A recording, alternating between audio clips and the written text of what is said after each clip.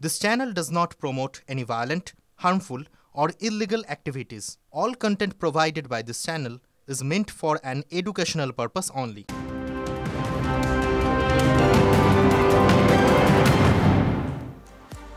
পুজোর আবহে 2023 প্রাথমিক টেটের ফল প্রকাশ। পরীক্ষার্থী 2,73,147, উত্তীর্ণ 6,754 জন। প্রথম 10-এ 64 জন পরীক্ষার্থী। সন্ধ্যে 6টা থেকে প্রাথমিক শিক্ষা সংসদের ওয়েবসাইটে দেখা যাচ্ছে রেজাল্ট।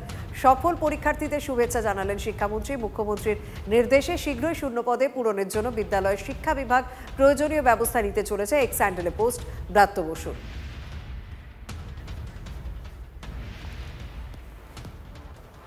টেট উত্তীর্ণ না হলে পরীক্ষায় বসতে হবে প্রাথমিক শিক্ষকদের। সর্বোচ্চ আদালতের নির্দেশের পর তৎপর পর্ষদ। জেলায় জেলায় প্রাথমিক শিক্ষকদের নিয়ে তথ্য তলব পর্ষদের। কতজনকে টেটে বসতে হবে, কবে জয়নিং, কবে অবসর, জেলা থেকে 15 দিনের মধ্যে তথ্য তলব প্রাথমিক শিক্ষা পর্ষদের। শিক্ষকতা চালিয়ে যেতে টেট উত্তীর্ণ হতেই হবে। পদোন্নতির জন্য টেট উত্তীর্ণ হওয়া বাধ্যতামূলক। চলতি মাসেই এই নির্দেশ দেয় সুপ্রিম কোর্ট। তবে যে শিক্ষকরা 5 বছরের মধ্যে অবসর নেবেন তাদের টেটে বসতে হবে না। রাজ্যে এই মুহূর্তে প্রাথমিক শিক্ষক প্রায় 1.5 লক্ষ। সুপ্রিম কোর্টের রিভিউ পিটিশন করুক রাজ্য, দাবি প্রাথমিক শিক্ষকদের একাংশের। মিনিমাম এলিজিবিলিটি ক্রাইটেরিয়া যে টেট, এটা প্রথম ইন্ট্রোডিউস হলো 2010 সালে। তাহলে তার আগে যারা অ্যাপয়েন্টমেন্ট পেয়েছেন তাদের জন্য কেন সেই আইন লাগু হবে, সেই প্রশ্ন তারা যথার্থ করছেন। ফলে এই রায়টি নিশ্চিতভাবেই পুনর্বিবেচিত হওয়া উচিত বলে তারা মনে করছেন, এই শিক্ষককুল মনে করছেন। অথচ এই যাদেরকে এই রায় পুনর্বিবেচিত করে তাদেরকে অ্যাকচুয়ালি তাদের সার্ভিস প্রোটেক্ট করা উচিত এই আর্টিকেল 12 অথরিটিদের, তার বদলে তাদেরকে আবার বিড়ম্বনার দিকে ঠেলে দিচ্ছেন। অনির্বাণ, শুনেছিলাম পুলিশ ছুলে 36 ঘা। এই প্রভাবটা কি পাল্টানোর সময় এসে গেছে? আজকে ছবিগুলো দেখে তো তাই মনে হলো। একদম সেই ছবিগুলোই দর্শকদের সামনে তুলে ধরবো, কারণ এখন ঊর্ধ্বধারীরাই মার খাচ্ছেন, মার খেয়ে চলেছেন, এবং সেটাও ছুতো না। তাই সেই সংখ্যা মানে পুলিশ নিগ্রহ তো ঝড়ের গতিতে বাড়ছে। শিউড়ি, কোচবিহার, ডোমকল, তালিকাটা আর শেষ হচ্ছে না। আর দুর্গাপুর, সেখানে সিভিক ভলান্টিয়ারকে মার খেতে দেখেও চুপ করে দেখল পুলিশ।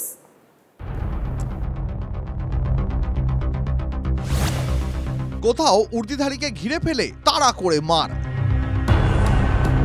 কোথাও আবার পুলিশকে মারধরের পর আটকে রাখা হলো ক্লাব ঘরে, কোথাও ছিঁড়ে দেওয়া হলো পুলিশের উর্দি। 24 ঘন্টায় বাংলার 3 জায়গায় আক্রান্ত হলো পুলিশ। মুর্শিদাবাদের ডোমকলে পুলিশ জুয়ার ঠেকে হানা দিয়েছিল। পুলিশকে দেখে এক জুয়ারি ঝাঁপ দেন জলঙ্গি নদীতে। তার পরের অবস্থাটা দেখুন, এক পুলিশ কর্মীকে মারতে মারতে নিয়ে যায় স্থানীয়দের একাংশ। এরপর নৌকায় তুলে নিয়ে যাওয়া হয় গোপন আস্তানায়। একটি ক্লাবে বেশ কিছুক্ষণ আটকে রাখা হয় ওই পুলিশ কর্মীকে।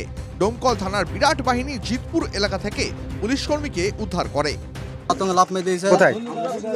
ওই সামনে ওই জায়গাটায় নদীতে লাভ মেরে, তারপরে লাভ মেরে দিয়েছে। লাভ মেরে দেওয়ার পরে ভেসে এসে এইখানে এই সামনে এসে বলছে বাঁচাও আমাকে। পুলিশের তাও ছাড়ে না।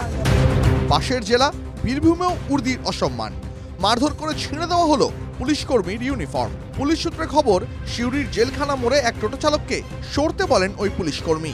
তাতেই টোটো চালক এভাবে মারমুখী হয়ে ওঠেন। কেন মারলো আপনাকে? ওই লোকে সরতে বলেছি বলে ওখান থেকে। কে মারেছে জানেন? ওই টোটোওয়ালা। হ্যাঁ হ্যাঁ, মুখ্যমন্ত্রী কিছু কন্ট্রোলার নেই, টোটো চালকরা এই সাহস পাচ্ছে। তবে সবাই জানে পুলিশকে আমাদের পয়সা দিতে হয়। যাকে মানুষ পয়সা দেয় তাকে তো চাকরের মতো ব্যবহার করবে। পুলিশের অবস্থা এখন সেই জায়গায় পৌঁছে গেছে। কোনো ব্যক্তি যদি মদ্যপ থেকে থাকে বা পেছন থেকে কেউ তাকে ইনস্টিগেট করে থাকে, যারা সবেতেই মমতা ব্যানার্জির জবাব খোঁজে, তারা এই ধরনের কথাবার্তা বলতে হবে। পুলিশের বিরুদ্ধে রোষ নতুন নয়, কিন্তু যেটা হলো, যে গতিতে পুলিশ মার খাচ্ছে এবং সাধারণ লোকের রোষ যেভাবে ঊর্ধ্বধারীদের উপর আছড়ে পড়ছে, তা তো গভীর অনাস্থার প্রতিফলন। সেই ছবি বদলাবে নাকি পরিস্থিতি আরও খারাপ হবে? Bureau report, TV9 Bangla. আদালতের নির্দেশে যে ইউনিয়নের বৈধতাই নেই, মানে ইউনিয়নের ইলেকশন নেই, তার আবার ফি আছে নাকি? বালুরঘাট কলেজে ভর্তির সময় নেওয়া হচ্ছে ইউনিয়নের ফান্ড। প্রতিবাদ করলে বাধা দেওয়ার অভিযোগ তৃণমূল ছাত্র পরিষদের বিরুদ্ধে। বালুরঘাট কলেজ কি রাজ্যের বাইরে? সেখানে কি আদালতের নির্দেশ বা উচ্চশিক্ষা দপ্তরের বিজ্ঞপ্তির কোনো গুরুত্বই নেই? এই প্রশ্নটা উঠছে, কারণ ভর্তির সময় 400 টাকা করে নেওয়া হচ্ছে ইউনিয়ন ফি। কসবায় আইন কলেজে গণধর্ষণের অভিযোগে তোলপাড় পড়ে যায় বাংলায়। রাজ্য জুড়ে ছাত্র সংসদের ঘর নিয়ে বিস্তর অভিযোগ সামনে আসে, আর সেই সময় হাইকোর্ট নির্দেশ দেয় নির্বাচন না হওয়া পর্যন্ত ছাত্র সংসদ খুলে রাখা যাবে না। কিন্তু বালুরঘাট কলেজে সেসবের বালাই নেই। সেখানে তৃতীয় সেমিস্টারে ভর্তি চলছে, সেই সময় নেওয়া হচ্ছে ইউনিয়ন ফি, আর তার প্রতিবাদে বিক্ষোভ দেখালেন পড়ুয়ারা।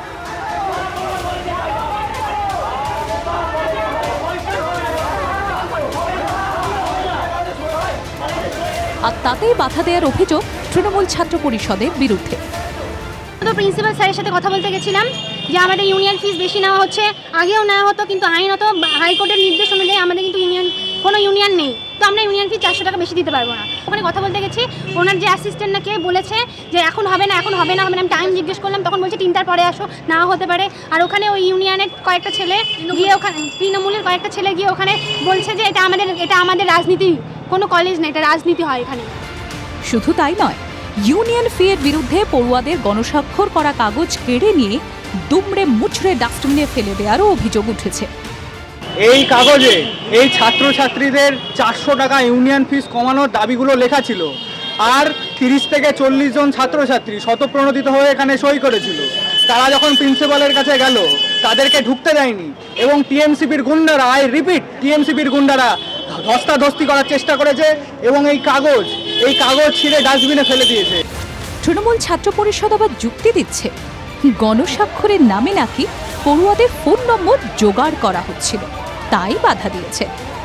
আমাদের কাছে যা খবর আছে, এরা এসএফআই থেকে এই ফোন নাম্বারগুলো কালেক্ট করছে ছাত্রছাত্রীদের কাছ থেকে। এরা অসৎ উদ্দেশ্যে বিভিন্ন ফ্রড এজেন্সির কাছে এই ফোন নাম্বারগুলো বেচে দিচ্ছে, সেইটাকেই আমরা বাধা দেওয়ার চেষ্টা করেছি। এ নিয়ে কলেজের অধ্যক্ষের সাথে দেখা করতে চাইলেও দেখা করতে পারেনি আন্দোলনকারী ছাত্রছাত্রীরা।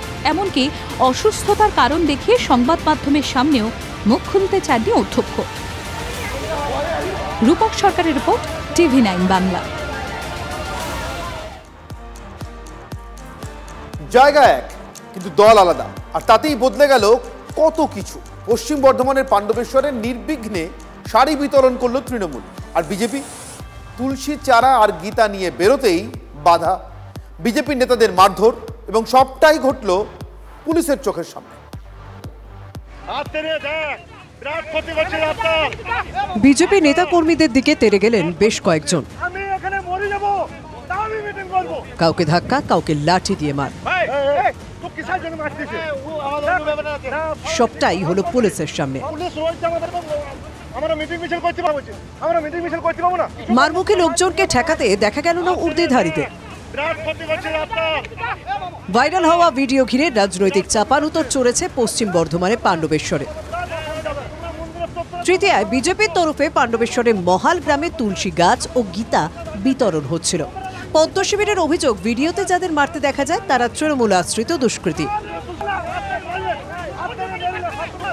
বিজেপির দাবি, দলীয় কর্মসূচি ভেস্তে দিতে পরিকল্পিতভাবে হামলা চালায় তৃণমূল। তার নেপথ্যে জেলা সভাপতি তথা পাণ্ডবেশ্বরের তৃণমূল বিধায়ক নরেন্দ্রনাথ চক্রবর্তী। খবর পেয়ে ঘটনাস্থলে যান বিজেপি নেতা তথা পাণ্ডবেশ্বরের প্রাক্তন বিধায়ক জিতেন্দ্র তিওয়ারি। গীতা, রামায়ণ, তুলসী গাছ বিতরণ করে তাদের উপর কি ভাবে অত্যাচার হয়, এটা সারা বাংলার মানুষ আজকে কিন্তু দেখলো, এবং এর জবাব ব্যালটের মাধ্যমে পাণ্ডবেশ্বরের মানুষ, মহালের মানুষ দেবে। পুলিশকেও দেখছি অসহায়। তৃণমূল অবশ্য বিজেপির অভিযোগ শুনে আকাশ থেকে পড়ছে। তাদের দাবি সবটাই মন করা। হয়তো জমেনি, তার জন্য টিআরপি বাড়াবার জন্য তৃণমূলের ঘাড়ে দোষ চাপাবার চেষ্টা চলছে। করুন না ভাই, তুলসী গাছ বিতরণ করুন, গীতা বিতরণ করুন, একদম কে মানা করছে? কিন্তু অন্যের ঘাড়ে দোষ চাপিয়ে নিজের লজ্জা ঢাকার চেষ্টা কেন? মহেশতলায় সংঘর্ষের ঘটনার পর তুলসী গাছের চারা হাতে নানা জায়গায় ছুটে বেড়ান বিজেপি নেতারা, সঙ্গে থাকতো গীতাও। আর সেই জনসংযোগে পাণ্ডবেশ্বরে তৈরি হলো অগ্নিগর্ভ পরিস্থিতি।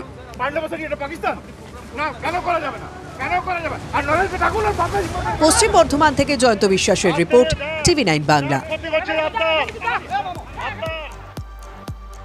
পুজোর সময় জনসংযোগ বাড়াতে প্যান্ডেলে থাকবেন অভিষেকের দূত। যোগাযোগ করতে হাওড়া জেলা যুব তৃণমূলের পক্ষ থেকে উদ্বোধন করা হলো নতুন অ্যাপ।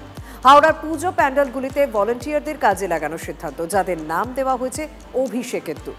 একটি নতুন অ্যাপ উদ্বোধন করেন রাজ্যের খাদ্য প্রক্রিয়াকরণ দপ্তরের মন্ত্রী অরূপ রায়। এই অ্যাপে হাওড়া সদরের 7টি বিধানসভা এলাকার 170 জন ভলেন্টিয়ারের নাম এবং ফোন নম্বর দেওয়া আছে।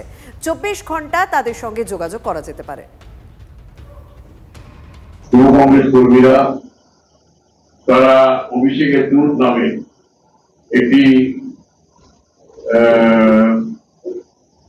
আগে বর্তমানে অ্যাপ তৈরি হয়েছে, আগে অ্যাপ ছিল না। সুতরাং তারা প্রত্যেকটা মণ্ডপে তারা দায়িত্বে থাকতো, মণ্ডপের রাস্তায় কেউ যদি অসুবিধায় পড়ে তাদের সহযোগিতা করা, তাদের হেল্প করা।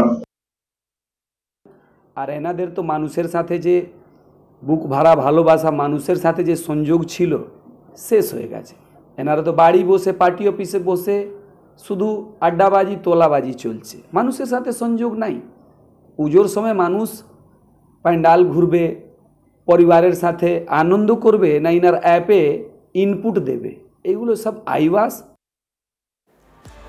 শাস্ত্রমতে এবার গজে আগমন দেবী দুর্গা। তবে ঘাটালেও নৌকায় চেপে এলেন মা।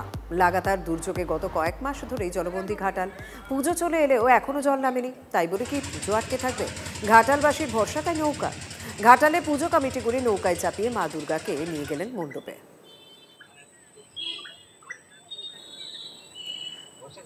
জলবন্দী মানুষের, ঘাটালের মানুষের ভরসা হয়ে ওঠে নৌকায়। পুজোর সময়ও তার অন্যথা নয়, তাই দেবী দুর্গারও ভরসা হয়ে উঠল নৌকা। মণ্ডপে পৌঁছে গেলেন নৌকাতে।